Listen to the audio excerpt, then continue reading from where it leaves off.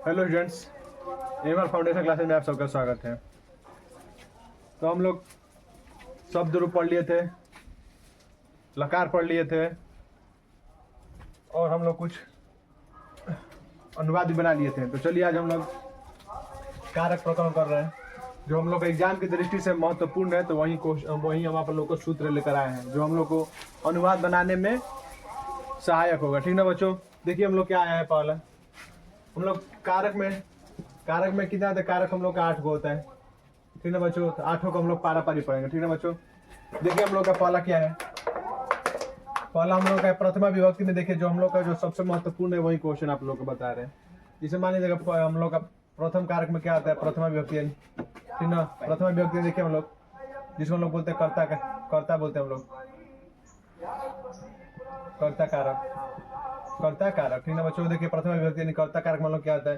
क्रिया संपादक करता, यानी जो क्रिया का संपादन करे, यानी जो शब्द क्रिया का संपादन करे। हम लोग देखिए जो शब्द यानी जो क्रिया का संपादन करे उसे कर्ता कारक कहते हैं। जैसे देखिए हम लोग दिया है कि राम घर जाता है। जैसे कोई भी हो जो कार्य करता हो उसको हम लोग क्या बोलेंगे बच्चों? कर्ता कारक। ठीक ना? सिंपल हम लोग बोलेंगे जो कार्य करे, जो किसी कार्य का संपादन करे उसको हम लोग क्या बोलेंगे? कर्ता कारक। तो पहले हम लोग क्या दिया कि राम घर जाता है, तो इसमें हम लोग कौन सा विभक्ति का प्रयोग करेंगे? तो प्रथमा विभक्ति का प्रयोग करेंगे। जैसे राम का क्या होगा बच्चों? राम। घर का क्या होता है? गृह। जाना क्या होता है बच्चों? राम के अनुसार जाता है तो क्या हो जाएगा? गच्छति। क्या हो जाएगा बच्चों? गच्छति। यानी रामो गृह गच्छति, यानी राम कहाँ जाता है बच्चों? राम घर जाता है। ठीक है बच्चों? यहाँ पर हम लोग का ये याद रखें, क्रिया संपादक करता, यानी जो करता जो क्रिया का संपादन करे उसमें प्रथमा विभक्ति का हम लोग प्रयोग करेंगे। ठीक है बच्चों? अगला हम लोग का देखिए क्या बोल रहे हैं। हम लोग का जो सूत्र नंबर 2 में देखिए क्या बोल रहा है। हम लोग का सूत्र दूसरा क्या बोल रहा है? बोला उक्त कर्मणि प्रथमा, यानी जिसका अर्थ होता है कि कर्मवाच्य के कर्म में प्रथमा विभक्ति का प्रयोग किया जाता है, यानी जिसके द्वारा कोई कार्य किया जाता हो। जैसे यहाँ पर देखिए आप लोग को दिखाया है कि मेरे द्वारा चंद्रमा देखा जाता है बच्चों। यहाँ पर क्या दिया है कि मेरे द्वारा चंद्रमा देखा जाता है। ठीक है बच्चों? मेरे द्वारा चंद्रमा देखा जाता है। तो मया चंद्र दृश्यते, यानी क्या देखा जाता है बच्चों? तो चंद्रमा देखा जाता है। ठीक ना बच्चों? तो मया चंद्र दृश्यते, यानी मेरे द्वारा चंद्रा देखा जाता है। ठीक ना बच्चों? मेरे द्वारा चंद्रा देखा जाता है, मया चंद्र दृश्यते। ठीक है बच्चों? अब ये देखिए हम लोग यहाँ पर भी कोई वो हो जाता है दिक्कत कि घर जो है किस सूत्र पर चलेगा, चंद्रमा किस सूत्र पर चलेगा। ठीक है बच्चों? देखिए अगला हम लोग क्या बोल रहे हैं? संबोधन प्रथमा, यानी जिससे किसी व्यक्ति को संबोधन किया जाए। ठीक है बच्चों? जैसे हम लोग अगर पढ़ेंगे कारक में तो 8वां जो विभक्ति हम लोग का होता है वो संबोधन होता है। कि संबोधन में हम लोग इसका प्रयोग किया जाता है। तो संबोधन कारक में प्रथमा विभक्ति का प्रयोग किया जाता है। जैसे हे पुत्र तुम कहाँ हो, या आप लोग को क्वेश्चन पूछे संबोधन कर रहा है कि हे पुत्र तुम कहाँ हो, तो इसका क्या हो जाएगा बच्चों? हे पुत्र त्वम कुत्र असि। क्या जाएगा बच्चों? पुत्र मतलब क्या होता है बच्चों? कहाँ। तो हे पुत्र तुम कुत्र असि, यानी तुम कहाँ हो। ठीक है बच्चों? यहाँ पर क्या कर रहे हैं? आपको संबोधन कर रहा है। ठीक है बच्चों? तो हम लोग का जो ये प्रथमा विभक्ति में है जो कर्ता कारक में हम लोग का मेन कितना होता है बच्चों? 3 होता है। ठीक ना? देखिए फिर एक बार रिविजन कर लिया जाए। पहला हम लोग क्या दिया है कि क्रिया संपादक करता, यानी जो क्रिया किसी काम को संपादन करेगा तो उसमें हम लोग किसका प्रयोग करेंगे? प्रथमा विभक्ति का। ठीक है बच्चों? अगला बोला उक्त कर्मणि प्रथमा, यानी जिसके द्वारा कोई कार्य किया जाता है। जिसमें बोला कि कर्मवाच्य के कर्म में, यानी जिसके द्वारा कोई काम किया। जैसे बोला कि मेरे द्वारा क्या देखा जाता है बच्चों? तो चंद्रमा देखा जाता है। तो चंद्रमा में किसका प्रयोग करेंगे हम लोग? प्रथमा विभक्ति का प्रयोग करेंगे। अगला बोला संबोधन प्रथमा, यानी किसी को संबोध किया जाए तो उसमें किसका प्रयोग किया जाता है बच्चों? प्रथम विभक्ति का। तो किसको संबोधन कर रहा है? पुत्र को। तो हे पुत्र तुम कहाँ जाते हो, ये अपना पुत्र क्या कर रहा है? संबोधन कर रहा है। तो संबोधन में क्या किया जाता है बच्चों? प्रथमा विभक्ति का प्रयोग किया जाता है। ठीक है बच्चों? तो वैसे हम लोग का ये प्रथमा विभक्ति क्या हो गया? क्लियर हो गया। ठीक है बच्चों? अब हम लोग अगला पे आ रहे हैं। हम लोग को देखिए द्वितीय विभक्ति में क्या होता है? कर्म कारक। क्या होता है बच्चों? कर्म कारक। कर्म मतलब आपको पता है, कर्म मतलब काम। ठीक ना?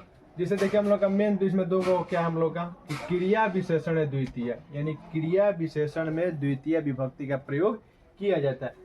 जो शब्द क्रिया की विशेषता बतलाता है उसे क्रिया विशेषण कहते हैं। जैसे हवा धीरे धीरे बहती है, तो हवा कैसे बहती है बच्चों?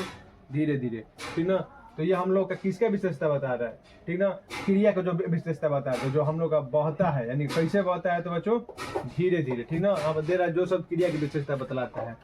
जैसे हम लोग देखेंगे कि हवा क्या आ जाएगा, वायु, वायु धीरे धीरे मंदम मंदम मंदम मंदम बहती बहती, यानी हवा धीरे धीरे बहती है बच्चों। पहले भी हम बताए हैं कि हवा के जिसमें जैसे ये क्रिया की विशेषता है, क्रिया की विशेषता बता रहे हैं कैसा बहता है तो धीरे धीरे। जैसे हम बोलेंगे कि घोड़ा तेज दौड़ता है, तो घोड़ा कैसा दौड़ता है बच्चों, तेज, बहुत तेज दौड़ता है। जैसे मान लीजिए हम बोलेंगे घोड़ा बहुत तेज दौड़ता है, तो वो तेज का विशेषता बता है, बहुत तेज दौड़ता है, ठीक ना। वैसे हम लोग यहाँ पे होगा कि हवा धीरे धीरे बहती है तो वायु मंदम मंदम बहती, या हम लोग बोलेंगे खरगोश जो कछुआ होता है धीरे धीरे चलता है, तो जो कछुआ होता है कैसे चलता है बच्चों, तो धीरे धीरे। उसमें भी हम लोग किसका प्रयोग करेंगे, द्वितीय विभक्ति का, ठीक है बच्चों। ये हम लोग का सबसे महत्वपूर्ण है, ये आप लोग इसको VVI मार लीजिएगा, ठीक है बच्चों, इसको VVI कि नहीं। ये हवा बार बार क्वेश्चन पूछता है कि हवा धीरे धीरे बहता है तो वायु मंदम मंदम बहती।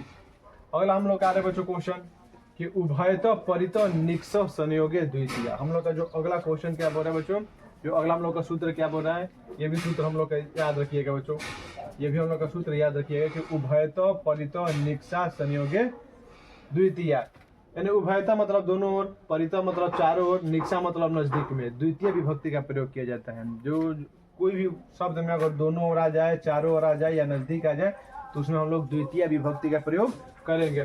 जैसे बोल रहा है कि मेरे घर के दोनों ओर जंगल है, तो क्या बोल रहा है किसके दोनों ओर, तो घर के दोनों ओर, ठीक ना। तो इसमें हम लोग किसका प्रयोग करेंगे बच्चों, द्वितीय विभक्ति का। तो मेरे क्या हो जाएगा, मया गृहम, क्या हो जाएगा बच्चों, गृहम, गृहम, गृह ना होगा गृहम होगा, ठीक ना। और दोनों ओर का क्या होता है संस्कृत, दोनों ओर का क्या होता है बच्चों, उभयत, मया गृहम उभयत उभयत जंगल अस्ति, जंगल अस्ति, क्या जाएगा बच्चों, जंगल अस्ति, यानी मया गृहम उभयत जंगलम अस्ति, यानी मेरे घर के दोनों ओर क्या है बच्चों, जंगल है। या इसके अलावा ये भी क्वेश्चन पूछता है कि मेरे घर के चारों ओर फुलवारी है, या मेरे विद्यालय के चारों ओर फुलवारी है। जैसे मान लीजिए आप लोग का ये बनाने की कोशिश कीजिएगा, मेरे घर के चारों ओर फुलवारी है, क्या बच्चों, फुलवारी है, मेरे घर के चारों ओर फुलवारी है। ये आप लोग अपना भी, ये आप लोग घर से बना के लाइएगा, ये होमवर्क में आप लोग कमेंट में कीजिएगा, मेरे घर के चारों ओर फुलवारी है, ठीक है बच्चों। तो चलिए इसको जल्दी से स्क्रीनशॉट ले लीजिए। चलिए बच्चों हम लोग आगे अपना तीसरा जो हम लोग कारक प्रकरण है, कारक प्रकरण हम लोग का तीसरा सूत्र है, तीसरा कारक प्रकरण है तृतीय विभक्ति, जो हम लोग कौन सा गया बच्चों, तृतीय विभक्ति। तो इसमें हम लोग का पहला आता है साधकतम कर्णम, साधकतम कर्णम, साधक मतलब होता है सहायक और तमम मतलब होता है सबसे अधिक, यानी अर्थात क्रिया को करने में जो सबसे अधिक सहायक होता है उसे करण कारक कहते हैं। या जो क्रिया करने में जो सबसे अधिक चीज वस्तु सहायक होता है उसमें हम लोग किसका प्रयोग करते हैं बच्चों, तृतीय विभक्ति का। जैसे हम लोग बोल सकते हैं वो कॉलम से लिखता है, तो लिखने में सबसे सहायक कौन है बच्चों, कॉलम। तो कॉलम में हम लोग कौन सा विभक्ति का प्रयोग करेंगे, तृतीय विभक्ति का। जैसे हम लोग प्रयोग, जैसे हम बोले वो वह का क्या होता है बच्चों, कॉलम, कॉलम बालक रूप है, तो बालक का तृतीय में क्या होता है, बालकेन, ठीक है बच्चों, बालकेन। तो ऐसे हम लोग बोले कॉलम क्या होगा, कॉलमेन, क्या होता है बच्चों, कॉलमेन, कॉलमेन। और लिखना क्या होता है वह के अनुसार लिखती, क्या हो जाएगा बच्चों, लिखती, ठीक ना। कलमेन लिखती, यानी वह कलम से लिखता है। वैसे ही बच्चों और भी आ जाएगा आप लोग एग्जाम्पल, ठीक है बच्चों, वह कलम से लिखता है, ठीक ना। तो उसका क्या हो जाएगा एग्जाम्पल, कलमेन लिखती। अगला हम लोग का जो आता है एनांग विकार, ये हम लोग का सबसे मोस्ट रहेगा VVI। आप लोग देखिए इस टाइप का कैसे क्वेश्चन आएगा, एनांग विकार मतलब एन प्लस अंग प्लस विकार, यानी जिस अंग से किसी विकार का उत्पन्न होता है। जैसे मान लीजिए हम बोले वो पैर से लंगड़ा है, वो आंख से काना है, वह शरीर से कुबड़ा है, तो उसमें हम लोग किसका प्रयोग करेंगे बच्चों, तृतीय विभक्ति का प्रयोग करेंगे। जैसे हम बोलेंगे जिस अंग से विकार उत्पन्न होता है, जिसमें मतलब कोई उसमें लक्षण हो, जैसे हम बोलेंगे वो आंख से काना है, वो आंख से काना है, या वो पैर से लंगड़ा है, ठीक है बच्चों, या वो शरीर से कुबड़ा है, यानी जिसमें कुछ विकार उत्पन्न हो जाएगा तो उसमें हम लोग किसका प्रयोग करेंगे, तृतीय विभक्ति। ठीक है, इसको आप लोग भी मार लीजिएगा। वह का क्या होता है बच्चों, स। पैर का क्या हो जाएगा, पादेन। पैर भी हम लोग किसके अनुसार चलेगा बच्चों, बालक अनुसार। अंत में क्या रहा है, ओ आ रहा है। ठीक है बच्चों, स पादेन खंज अस्थि। लंगड़ा क्या होता है, खंज। खंज हाय का क्या हो जाएगा बच्चों, अस्थि। क्या हो जाएगा, अस्थि। स्वपादेन खंज अस्थि, वो पैर से लंगड़ा है। ठीक है बच्चों, स्वपादेन खंज अस्थि। अगला हम लोग का ये भी मार लीजिएगा VVM। देखिए जो हम लोग का तृतीय जो हम लोग का करण कारक, और अगला आ जाएगा हम लोग का चतुर्थी विभक्ति और पंचमी विभक्ति। ये हम लोग का सबसे महत्वपूर्ण रहेगा। अगर आप लोग एग्जाम में पूछता है तो इसी में से पूछेगा। आप लोग का अनुवाद पूछने के लिए देगा तो इसी में से देगा। हम लोग का क्या पूछ रहा है अगला, सहार्थे तृतीया, यानी सौ के अर्थ में, यानी जिसके साथ जाया जाए। सौ के अर्थ में तृतीय विभक्ति का प्रयोग किया जाता है। बच्चों हिंदी पर नहीं, आप लोग मेरे संस्कृत पर ध्यान दीजिएगा। एनांग विकार सहार्थे तृतीया साधकतम कर्णम। अगर हम लोग देते सहार्थे तृतीया यानी सौ के अर्थ में, अर्थात जिसके साथ कहीं जाया जाए। जैसे हम बोले कि राम के साथ सीता बन जाती है, तो किसके साथ बन जाती है बच्चों सीता, तो राम के साथ। तो राम में हम लोग किसका प्रयोग करेंगे, तृतीय विभक्ति का। तो राम में अगर तृतीय विभक्ति, अगर बालक का तृतीय विभक्ति में क्या होता है बच्चों, राम एक वचन में है, तो बालक का भी एक वचन हम देंगे तो क्या होता है, बालकेन। तो क्या हो जाएगा इसमें, रामेण। क्या होता है बच्चों, रामेण। रामेण, रामेण मतलब राम हो गया। राम के और साथ का क्या होता है बच्चों, सौ है। क्या होता है बच्चों, सौ है। सौ नहीं, ये सौ नहीं, ये सौ है। ठीक है बच्चों, सौ। रामेण सौ सीता, संस्कृत सीते हो जाएगा। सीता वनम गच्छति। क्या जाएगा बच्चों, गच्छति, क्योंकि जाती है और कहाँ है, सीता के साथ सीता वन जाती है।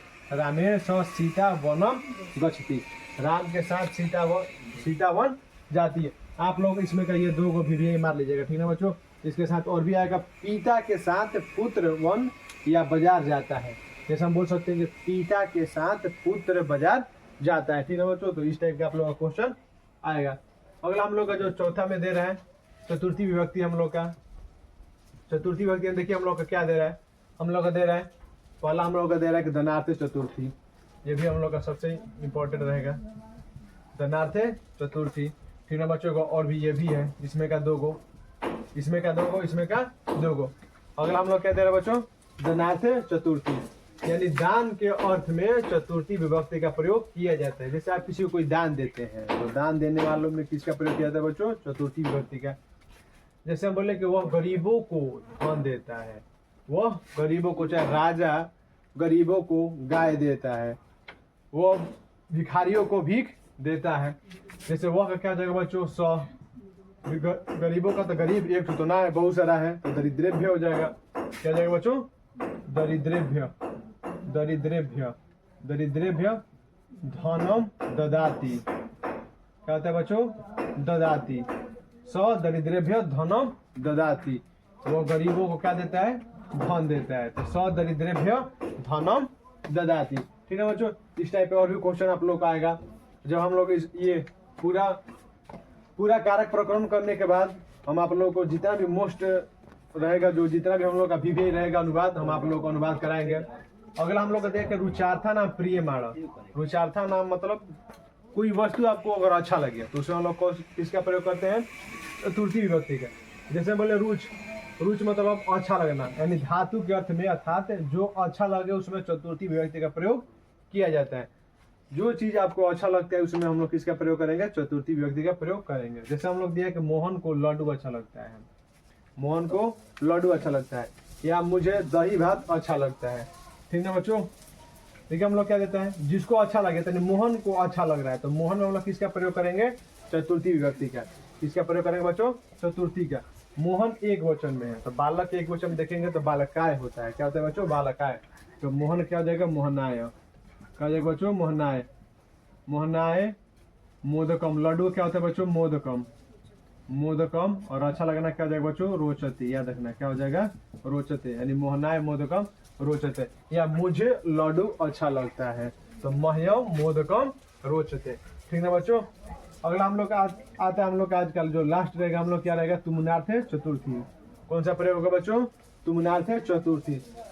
तुमनार्थ मतलब तुमुन मतलब के लिए के अर्थ में चतुर्थी विभक्ति का प्रयोग किया जाता है। बच्चों इसमें आप लोग का सबसे ज्यादा हिंदी नोट्स का आप सिर्फ एक लाइन में ये सब याद करें। तुमनार्थ चतुर्थी, रुचार्थान प्रियमाण, धनार्थ चतुर्थी, एनांग विकार, सहार्थ तृतीया। और आप लोग का सहार्थ देखिए आप लोग का नामे में सब मिल जाएगा। सहार्थ यानी स के अर्थ में तृतीया, एनांग विकार में तृतीया, या रुचार्थान धनार्थ चतुर्थी, दान के अर्थ में चतुर्थी विभक्ति का प्रयोग कीजिए। अगर हम लोग कहते हैं तुमनार्थ चतुर्थी यानी तुमुन के लिए के अर्थ में चतुर्थी विभक्ति का प्रयोग किया जाता है। जैसे वह पढ़ने के लिए विद्यालय जाता है तो यहाँ पर क्या जाएगा बच्चों, वह पढ़ने के लिए। तो इसमें हम लोग का पढ़ने में क्या लगाएंगे, चौथा विभक्ति यानी वह का क्या जाएगा स, पढ़ने के लिए पठनाय, क्या जाएगा बच्चों पठनाय, पठनाय। जैसे यहाँ पर दिए मोहनाय तो वहीं पर पठनाय कहाँ जाता है बच्चों, विद्यालय जाता है। तो विद्यालयम, विद्यालयम गच्छति, क्या जाएगा बच्चों विद्यालयम गच्छति। वह सोने के लिए घर जाता है। ठीक है बच्चों, इस टाइप का जैसे जिसमें आप लोग के लिए आ जाएगा तो उसमें हम लोग चतुर्थी विभक्ति का प्रयोग करेंगे। ठीक ना बच्चों, तो हम लोग का आज के इतना ही रहेगा और जो चार्ट बच गया है वो हम लोग नेक्स्ट वीडियो में करेंगे। और हाँ इस सबको देखिए जो हम लोग का ये जो दिया है हम लोग का ये वाला ना, ये आप लोग ध्यान पर रखिएगा। जैसे ठीक ना, जैसे हम लोग देखिए जो इसमें आप लोग बीबीए करवाए हैं, ये नांग विकार, सहार्थ तृतीया, रुचार्थान प्रियमाण और तुमनार्थ चतुर्थी।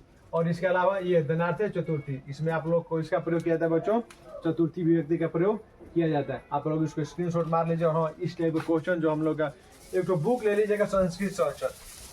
बच्चों क्या होता है संस्कृत, संस्कृत सहचर, संस्कृत सहचर उसमें से आप लोग क्या कीजिएगा अनुवाद बनाते रहिएगा। ठीक ना बच्चों, तो आज के लिए इतना ही।